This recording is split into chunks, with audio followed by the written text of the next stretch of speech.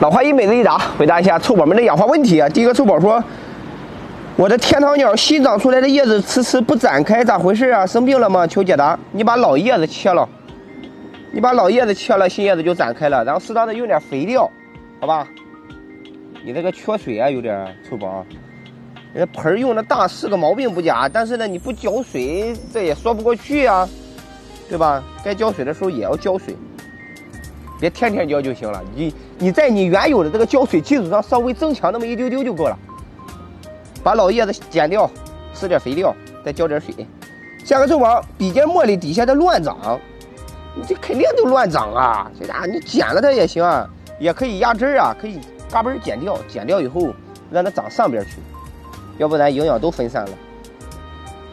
这就是植物的一个能力了。对吧？有的花友，我跟花友们说，剪得越狠，活得越稳，就这个事儿了。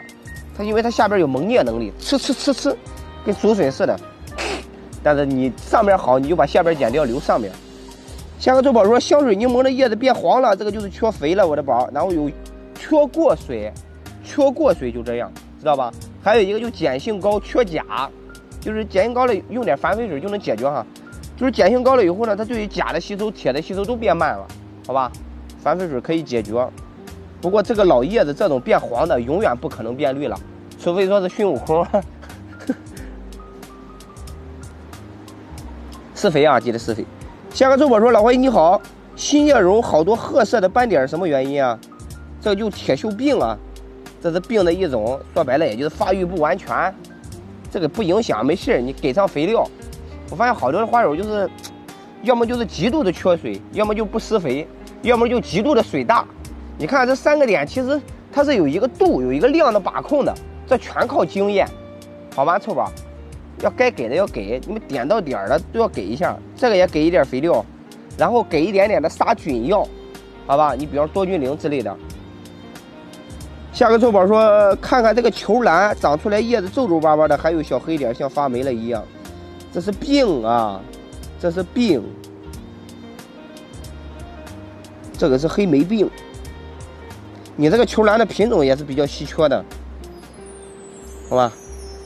长得还挺好，稍微用点杀菌药啊，三唑酮或者多菌灵、峨眉灵也可以，就是杀菌药。你找老花一家客服，找丽丽啊，都可以解决的这事。下个臭宝说，帮我看看蓝莓的叶子，不用受累不受累的，分享养花知识还受累。一夏天都没晒，秋天挪屋就变成这样了。这在屋里边就缺光啊、水大呀导致的。你看，很多花友拿捏不住啊，很多的花从室外搬到室内的时候啊，稍微先控水啊，因为在室外的时候它通风比较好，对于水的需求比较高。到了室内呢，第一缺光，第二的时候呢通风不好，好多花友还按照原来的浇水量，就会出现这种浇边了。这就缺光水大，别的没啥，觉得不错就点个赞，有其他养花意见可以视频下留言。我是老花一，养花最专一，拜了。